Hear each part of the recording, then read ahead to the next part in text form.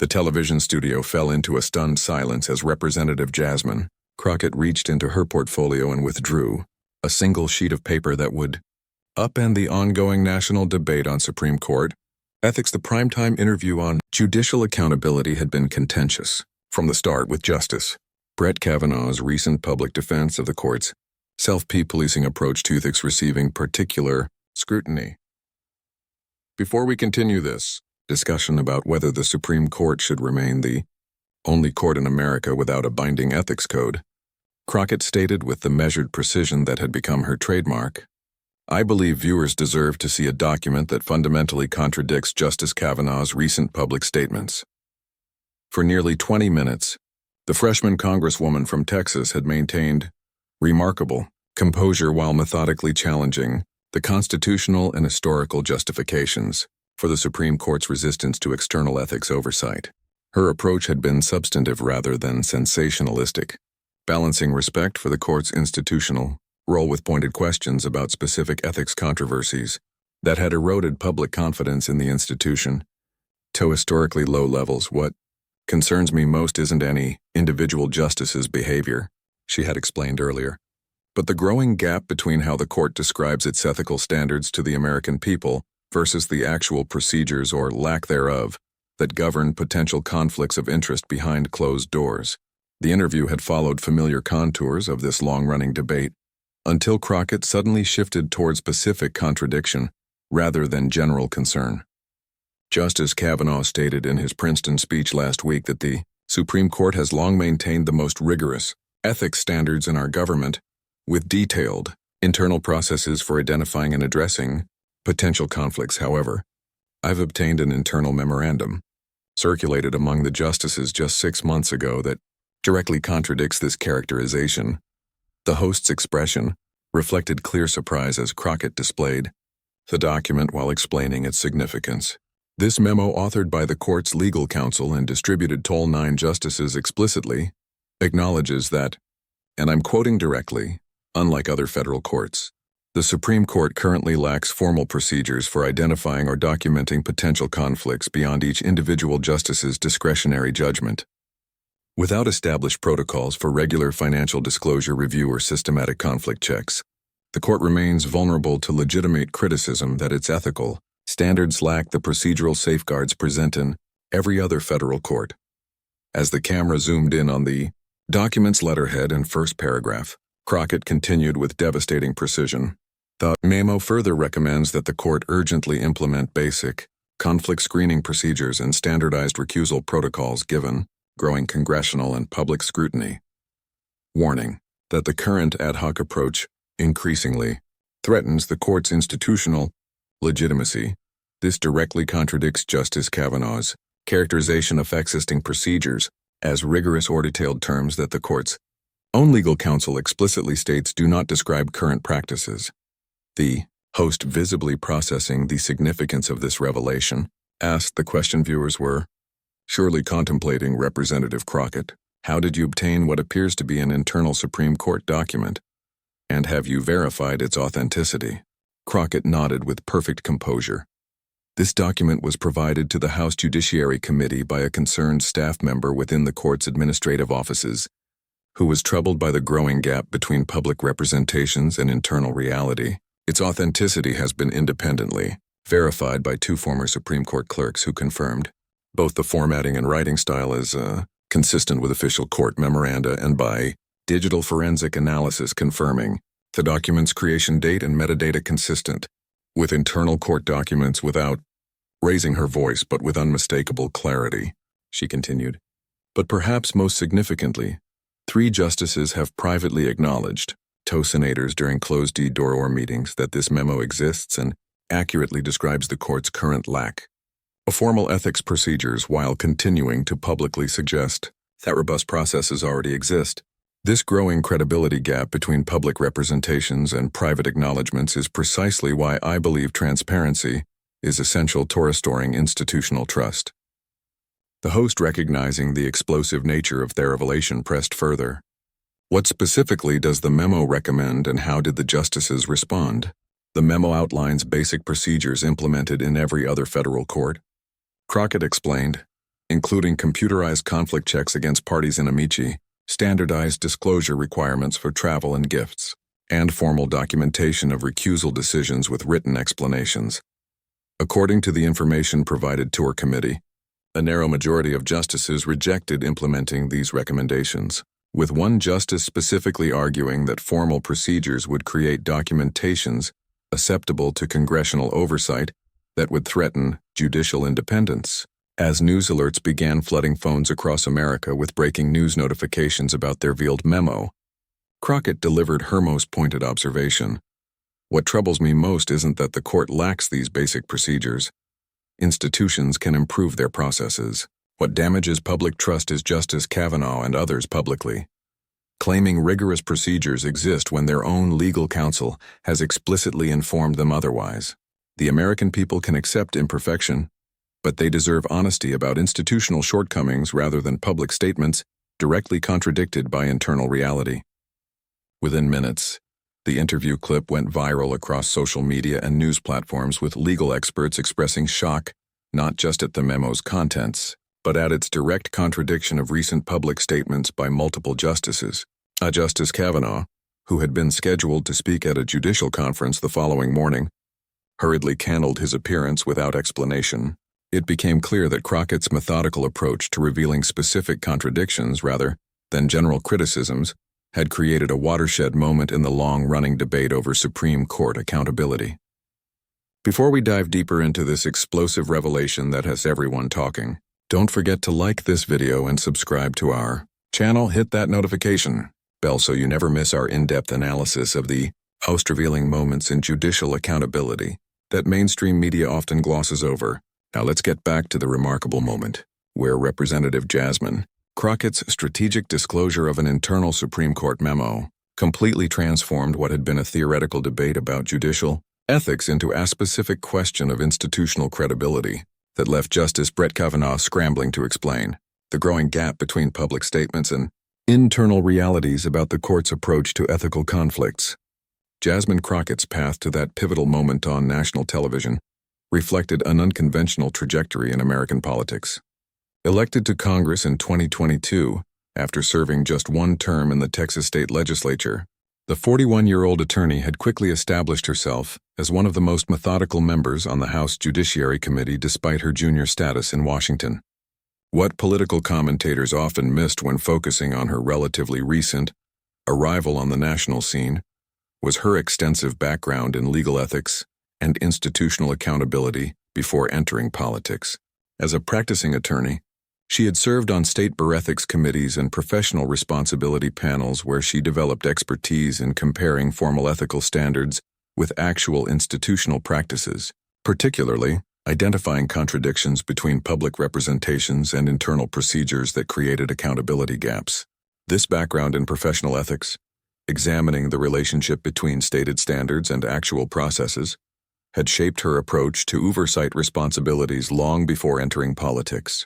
Though new to congressional investigations, she approached these responsibilities with the same methodical attention to specific contradictions, rather than general criticisms that had characterized her legal career, recognizing that precise identification of discrepancies between public statements and internal documentation typically proved more effective than broad accusations in establishing credibility, problems requiring institutional reform.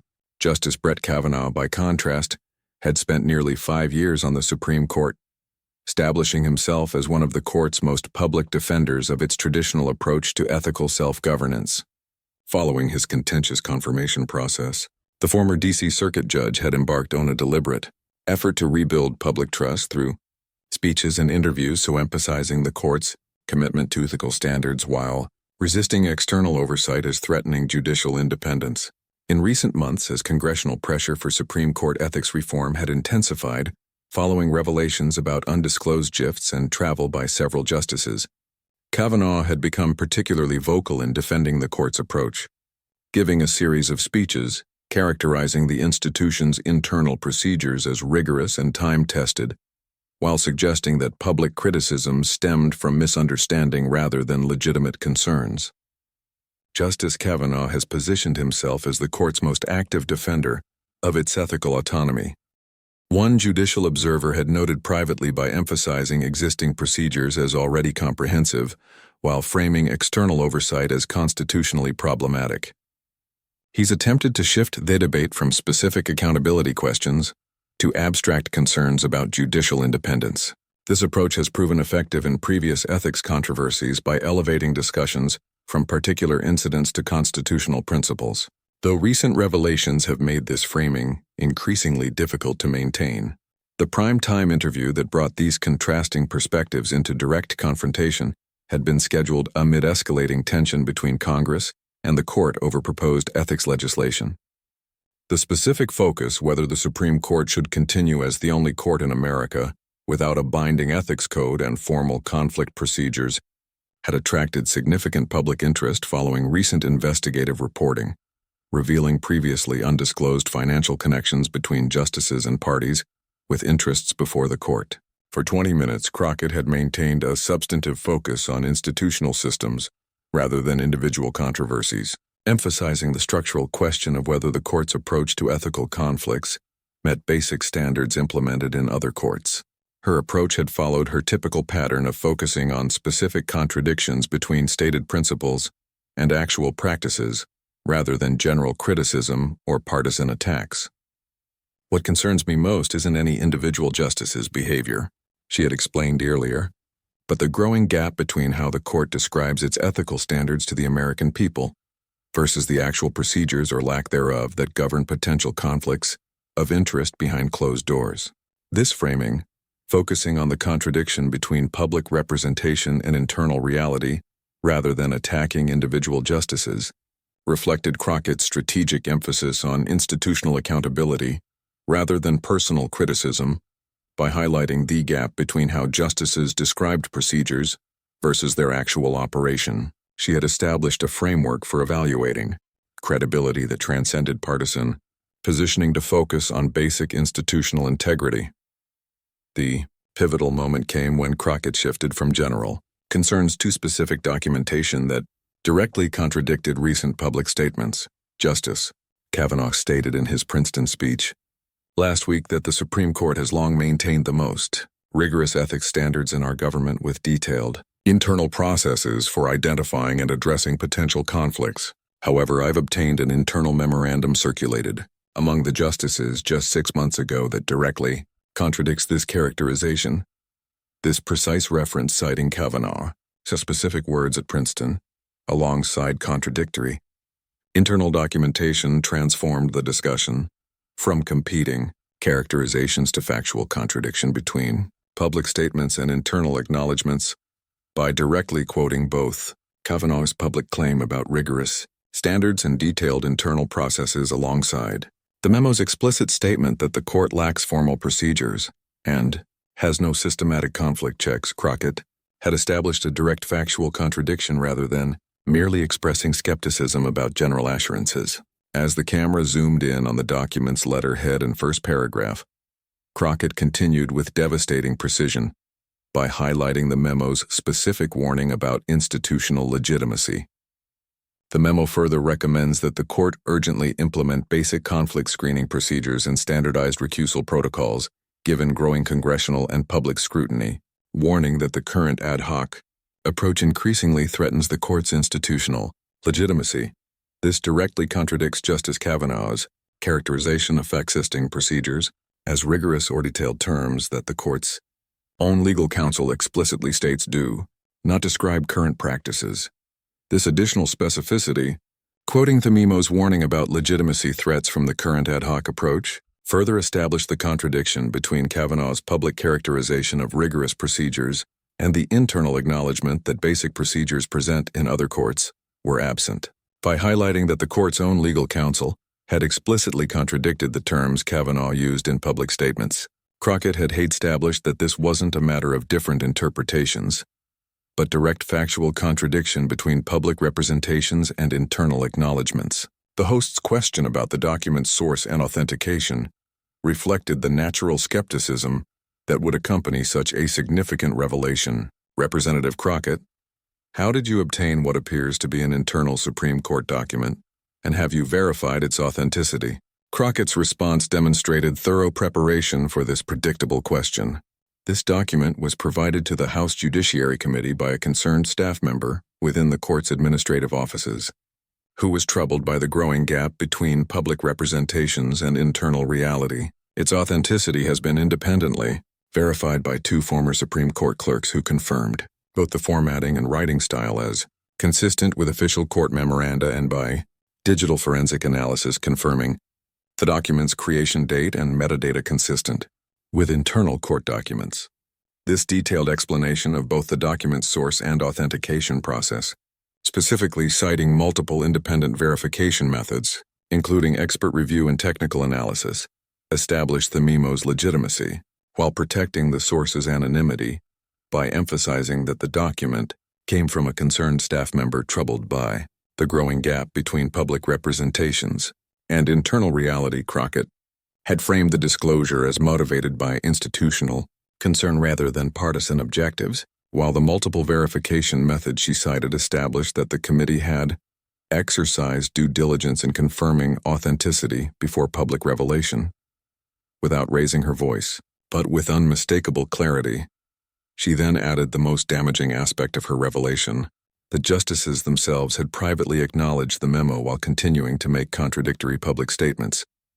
But perhaps most significantly, 3 justices have privately acknowledged to senators during closed-door meetings that this memo exists and accurately describes the court's current lack of formal ethics procedures, while continuing to publicly suggest that robust processes already exist. This growing credibility gap between public representations and private acknowledgments is precisely why I believe transparency is essential to restoring institutional trust. This additional context, revealing the justices themselves had privately acknowledged the memo's accuracy while making contradictory public statements, transformed the revelation from document disclosure to evidence of knowing misrepresentation. We are by establishing that justices were aware of the contradiction between their public characterizations and internal reality. Crockett had shifted the issue from potential misunderstanding to deliberate misrepresentation about institutional procedures, creating a fundamental credibility question that transcended routine political disagreements about court reform. When asked for specific details about the memo's recommendations and the justice's response, Crockett provided further context that situated the court's approach as a deliberate choice rather than oversight. The memo outlines basic procedures implemented in every other federal court, including computerized conflict checks against parties in a meeting, standardized disclosure requirements for travel and gifts, and formal documentation of recusal decisions with written explanations. According to the information provided to our committee, a narrow majority of justices reject implementing these recommendations, with one justice specifically arguing that formal procedures would create a documentation susceptible to congressional oversight that would threaten judicial independence. This additional information, the justices had explicitly rejected implementing basic procedures specifically to avoid creating documentation that might enable oversight, further undermined the public narrative that the court was committed to rigorous ethical standards by revealing that the rejection of formal procedures was motivated by avoiding accountability rather than principled concerns.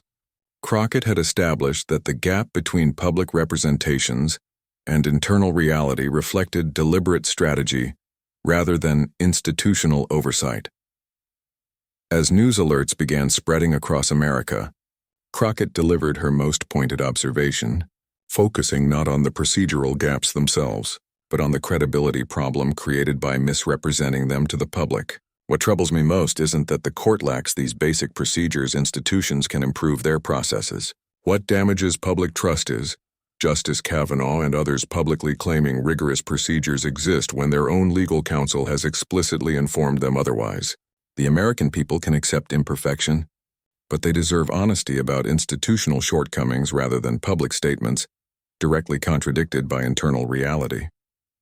This final framing, emphasizing honesty about institutional reality rather than procedural perfection, completed her transformation of the issue, from technical disagreement about appropriate ethical systems to basic questions of institutional credibility and public trust.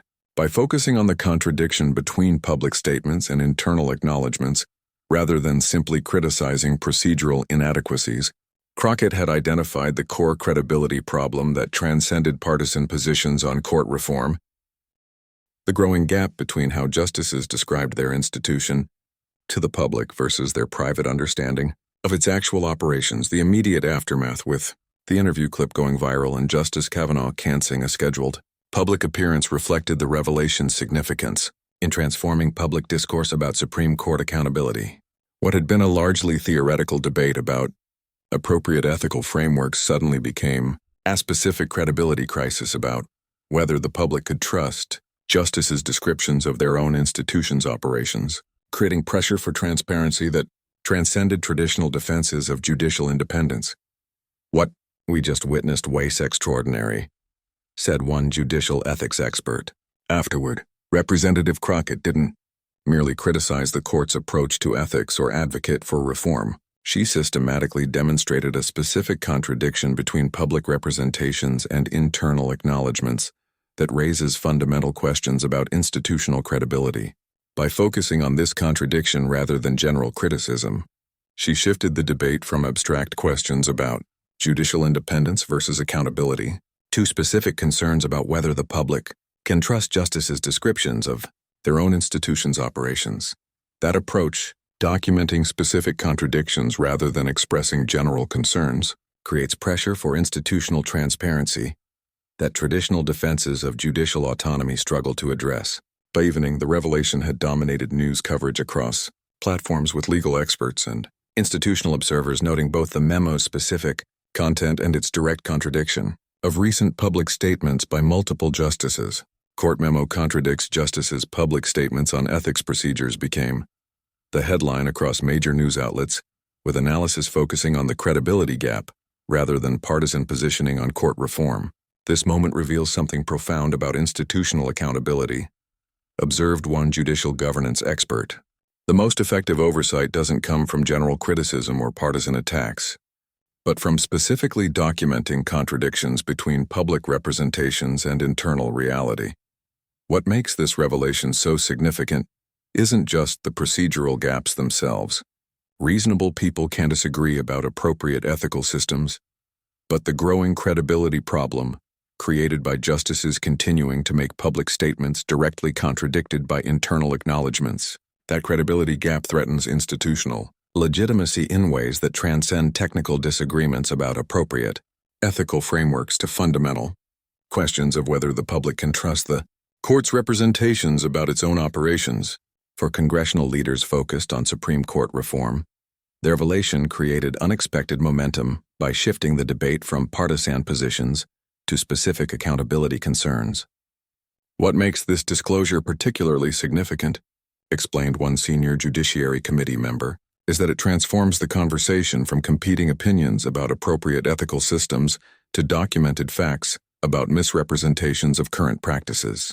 When justices publicly describe their institution as having rigorous and detailed procedures that their own legal counsel has explicitly informed them don't exist, that credibility problem transcends traditional partisan divisions about court reform to basic questions of institutional transparency. Even those who oppose external ethics regulation should expect accurate descriptions of current practices rather than public statements directly contradicted by internal reality." The Supreme Court's initial response, a brief statement acknowledging the memo's existence, but characterizing it as preliminary advice that does not fully reflect the court's ongoing ethics practices, seemed only to deepen the credibility problem by avoiding the direct contradiction between justices' public descriptions of rigorous procedures and the memo's explicit statement that basic procedures present in other courts were absent. This tentative response, combined with Kavanaugh's canceled appearance, suggested institutional struggle to address the fundamental credibility question Crockett's revelation had created. By the following afternoon, pressure for transparency had intensified as additional media outlets confirmed the memo's authenticity through their own sources, with several former court employees coming forward to corroborate the absence of formal conflict procedures, despite public suggestions otherwise. The Senate Judiciary Committee announced plans for hearings specifically focused on the contradiction between public representations and internal acknowledgments, with bipartisan expressions of concern about institutional credibility transcending typical partisan divisions on court reform. For Representative Crockett, the interview reinforced her growing reputation as one of the most effective oversight practitioners in Congress, despite her junior status. What made her approach particularly powerful was that it wasn't based on partisan positioning or general criticism, but on methodically documenting specific contradictions between public statements and internal acknowledgments, focusing on credibility gaps rather than abstract disagreements about appropriate institutional arrangements. Yesterday's discussion highlighted the fundamental importance of transparency in maintaining institutional trust, Crockett said in a brief statement afterward. While reasonable people can disagree about specific ethics reforms, the American people deserve accurate information about current practices rather than public descriptions that internal documents directly contradict.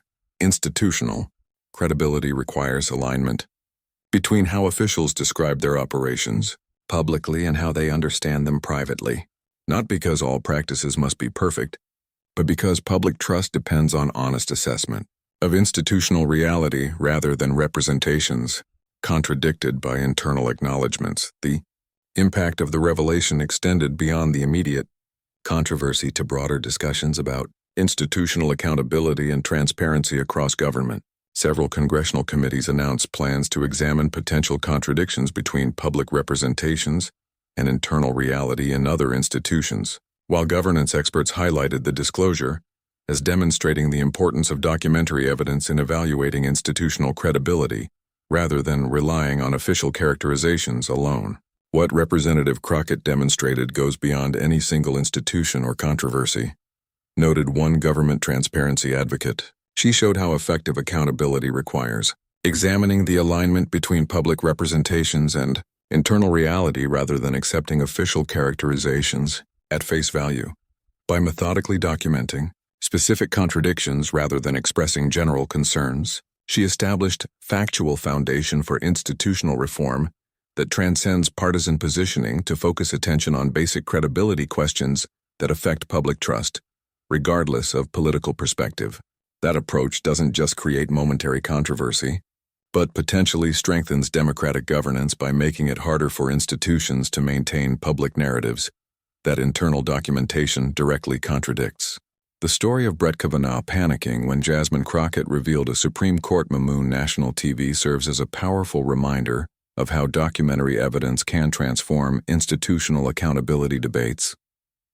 It showed that sometimes the most effective oversight doesn't come from general criticism or partisan attacks, but from methodically documenting specific contradictions between public representations and internal reality, and in so doing transforming abstract debates about institutional arrangements into concrete questions of credibility that transcend partisan positioning to focus attention on whether the public can trust officials' descriptions of their own institutions' operations. If you found this breakdown of one of the most significant revelations in recent Supreme Court history informative, please like this video and subscribe to our channel. Hit that notification bell so you never miss our in-depth analysis of revealing moments in institutional accountability that demonstrate how documentary evidence can transform public understanding of government operations. Leave a comment below with your thoughts on institutional transparency and the importance of alignment between public representations and internal reality in maintaining the credibility essential for public trust in our democratic institutions. Options.